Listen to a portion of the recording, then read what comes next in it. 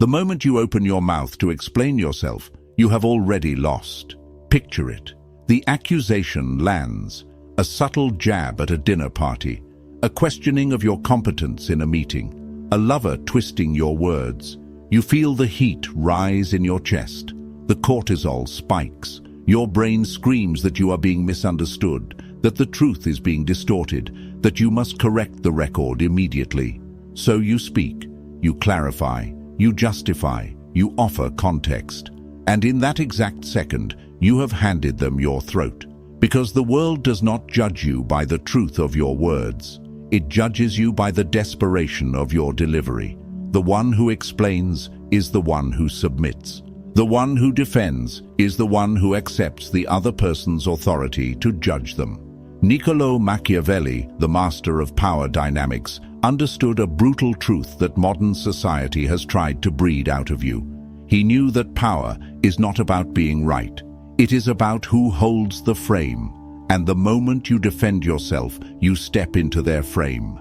You become the defendant in their courtroom. But what if you didn't? What if, when the attack comes, you did the one thing that terrifies a manipulator more than anything else? Most people go through life as emotional puppets. They are pulled by the strings of other people's opinions. Someone frowns, they apologize. Someone accuses, they explain. They live in a constant state of reactive defense, trying to prove they are good, smart, or worthy. It is a miserable way to exist. It is a slow suffocation of the soul. But there is a different way, a way of moving through the world that is so detached, so sovereign, and so psychologically impenetrable that insults do not just bounce off you. They dissolve before they even touch you. This is not about being cold. It is not about being arrogant. It is about a fundamental shift in where you derive your reality. Today, we are going to dissect the psychology of the non-defense. We are going to look at why your biology betrays you in these moments, and how to override it with a strategy that Machiavelli would have whispered to a prince.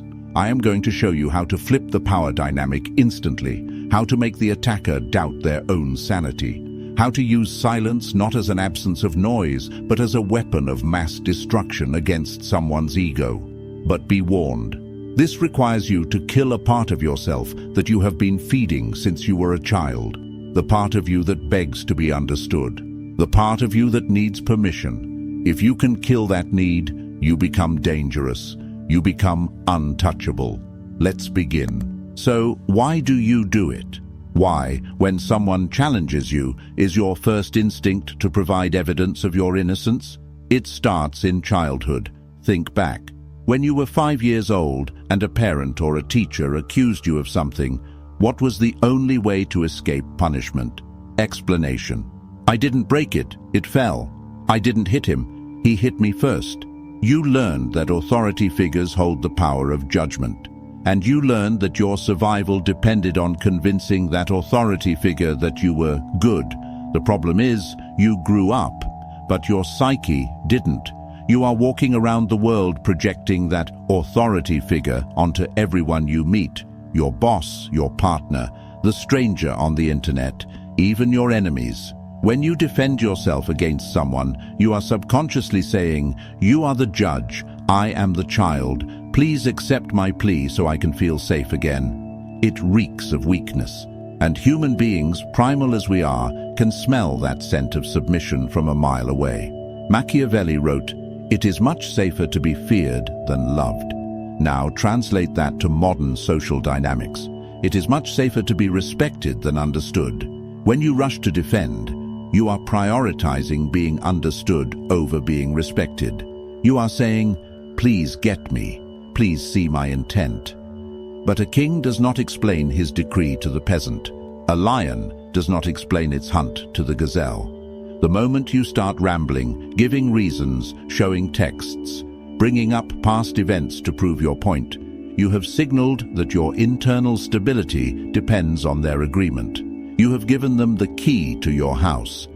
And once they have that key, they can trash the place whenever they want. This is the trap of the validating self. You believe that if you just explain it clearly enough, they will say, "Oh, I see now. You are right. I was wrong. How often does that actually happen? Almost never. Because the attack was never about the facts. It was about the power. They didn't accuse you because they wanted the truth. They accused you to see if you would jump. And you jumped. The first step to becoming untouchable is to realize that the courtroom does not exist. There is no judge. There is no jury. There is only you and your perception of reality. When you stop treating other people like judges, their accusations stop sounding like sentences. They start sounding like opinions, and opinions are just noise. So, what happens when you don't jump? Imagine the scenario. Someone throws a verbal spike at you. You're being incredibly selfish right now. The old you would say, "No, I'm not. I did X, Y, and Z for you yesterday. I'm just tired." Defensive, weak, reactive. Now, imagine the Machiavellian approach. They say, "You're being incredibly selfish right now." You look at them, you hold eye contact, you don't blink. You keep your face completely neutral. You let the silence hang in the air for 3, 4, 5 seconds. Do you know what happens in that silence? It is a psychological vacuum. The human brain is terrified of silence during a conflict. It signals a rupture in the social fabric. It signals that the other person is not playing the game. When you stay silent, you are mirroring their energy back at them. You are forcing them to sit in the tension they created. Usually, they will start to crumble. They will speak again to fill the void. I mean, you're not always selfish, but just right now. Why are you looking at me like that? They start defending themselves against your silence. The power has flipped. This is the grey rock method taken to a weaponized level. You become a void. A void cannot be attacked. You cannot punch mist. You cannot cut water. By refusing to provide the resistance of a defense, you cause their attack to pass right through you and unbalance them. This requires immense internal control, because inside, your ego is screaming. Fight back. Say something clever. You must leash that dog. Machiavelli knew that the most powerful person in the room is the one who cannot be read. If you defend, you reveal your values. You reveal what hurts you. You reveal your buttons. "I'm not stupid," you shout. Now they know your insecurity is intelligence. "I'm not a bad person." Now they know your insecurity is moral standing. Silence reveals nothing. It is a dark mirror. And when they look into it, they only see their own aggression reflected back. And it makes them uncomfortable. It makes them feel judged. Which is ironic, because you haven't said a word. Sometimes silence is not enough. Sometimes the situation requires words, but never defensive words. If you must speak, you never push back against the force. You pull it. You use the aikido of conversation. There is a concept in dark psychology called agree and amplify. It creates a state of cognitive dissonance in the attacker. If someone accuses you of something absurd, defending yourself validates the absurdity. It suggests the accusation is serious enough to warrant a response. Instead, you lean into it. You exaggerate it until it becomes a caricature. Attacker. You are so obsessed with money. You're greedy. Defensive. You. No, I'm not. I just want to provide for my family. Boring. Predictable. Weak. Machiavellian. You. You caught me. I actually swim in a vault of gold coins like Scrooge McDuck every Tuesday. It's terrible for my back. You say it with a flat face or a slight amused smirk. What have you done here? You refused to be insulted. You proved you are not insecure about the topic. You turned their serious attack into a joke. You established that you are the one framing the reality, not them. This strips the attacker of their weapon. They wanted to hurt you. Instead, you took their knife and started peeling an apple with it. It signals amused mastery. Amused mastery is the ultimate state of high status. It is the attitude of a parent watching a toddler throw a tantrum. You don't get angry at the toddler. You don't argue with the toddler. You are amused by the drama because you know you are safe. When you defend yourself, you are getting down on the floor and screaming with the toddler. Don't do that. Stand up, look down, smile. Robert Greene, in the 48 Laws of Power, talks about Law 25, recreate yourself. Part of that is refusing the identity others try to thrust upon you. When they label you, they are trying to put you in a box. If you fight the box, you are still interacting with the box. If you mock the box, you dissolve it. You're arrogant. I prefer the term charmingly confident, but sure. You don't care about anyone but yourself. I'm working on it. I'll add you to the list of people I care about next year. It is savage, it is dismissive, and it is incredibly attractive. Why? Because it shows you are whole. You do not need their validation to know who you are. A person who knows they are generous laughs when called stingy. A person who knows they are smart laughs when called stupid. If you are defending, it is because deep down you fear they might be right. And that is the shadow work you must do. Let's go deeper into the philosophy of the interaction. Every conversation has a meta-structure, a hidden architecture. In a conflict, there is usually a judge and a defendant.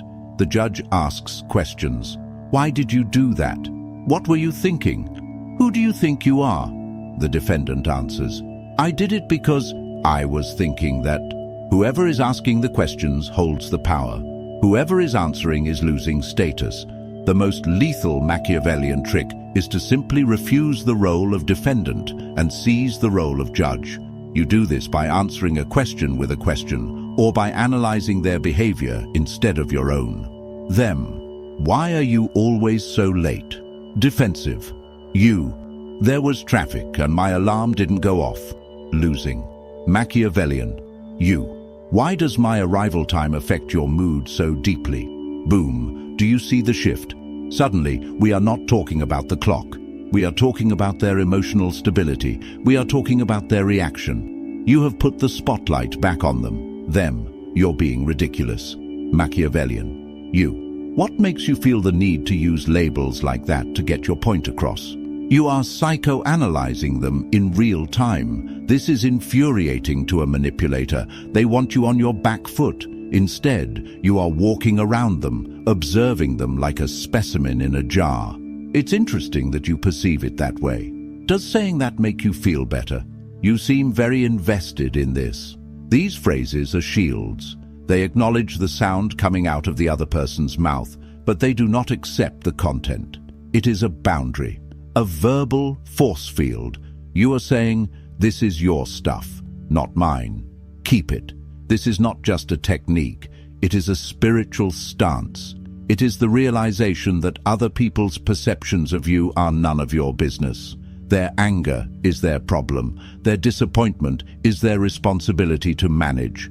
When you defend, you are trying to carry their emotional baggage for them. You are trying to fix their feelings. Stop it.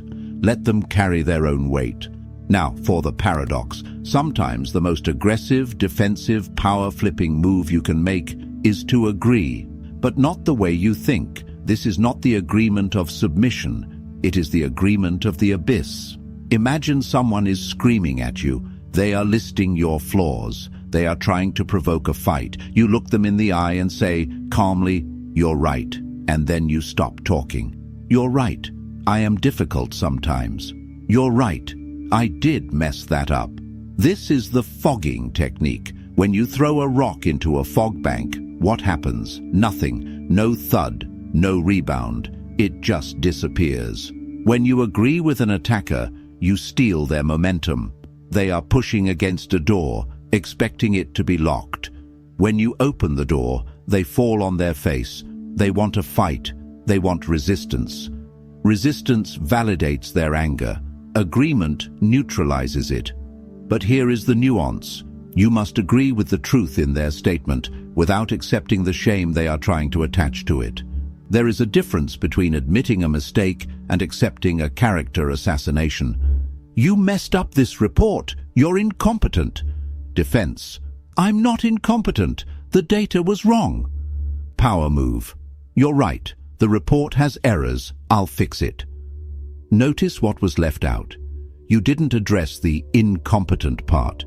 You ignored the insult and addressed the fact. You took ownership of the action, but not the identity. This signals immense confidence. Only a person who is secure in their competence can admit a mistake so easily. Insecure people fight to the death to prove they didn't make a mistake. Secure people say, "Oops, my bad," and move on. Machiavelli would call this disarming the enemy. If you lay down your sword, they look foolish holding theirs. It takes the wind out of their sails. It makes them look hysterical, and you look grounded. And in the long run, history is written by the grounded. None of this works if it is just a tactic. If you are using these lines but your voice is shaking, or your eyes are darting around, or your energy is screaming, "Please like me," it will fail. Dark psychology is 20% words and 80% non-verbal frame. You have to build the internal architecture to support the silence. This brings us back to the shadow. Why does it hurt when they attack you? Because they are touching a wound that is already there. If I tell you, you have green skin, you won't get mad. You'll think I'm crazy. You won't defend yourself. You'll laugh. But if I tell you, you are a failure, and you defend yourself, it's because a part of you suspects I might be right. The ultimate defense is not a verbal technique. It is self-knowledge. It is looking into your own darkness, owning your own flaws, and accepting your own shadow. When you know you are capable of selfishness and someone calls you selfish, you say, "Sometimes yes." When you know you are capable of cruelty and someone calls you cruel, you say, "I can be." You cannot shame a man who has already accepted himself. You cannot expose a woman who has nothing left to hide. This is what it means to be untouchable. It means you have integrated the parts of yourself that others try to use against you. You become transparent. The light passes through. The arrows pass through. You are no longer a fortress that needs defending. You are the wind. So here is the challenge. For the next 7 days, you are going to play a game. The game is called no defense.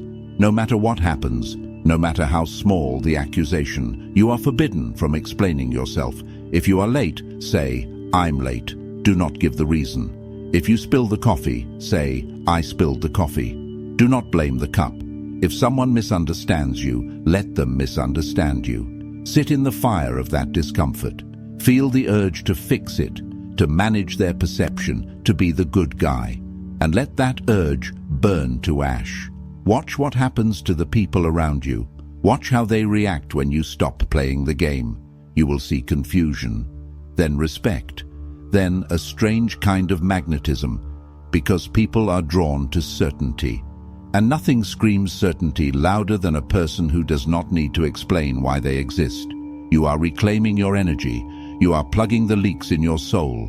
You are stepping out of the role of the child and into the role of the sovereign. The world will try to pull you back. It will try to bait you. It loves a reaction. Don't give it one. Keep your mystery, keep your power, keep your silence. If this philosophy resonates with the darker, deeper part of your mind, the part that is tired of performing for others, then you know what to do. Subscribe. But not because I asked you to. Subscribe because you are done being a prey animal in a world of predators.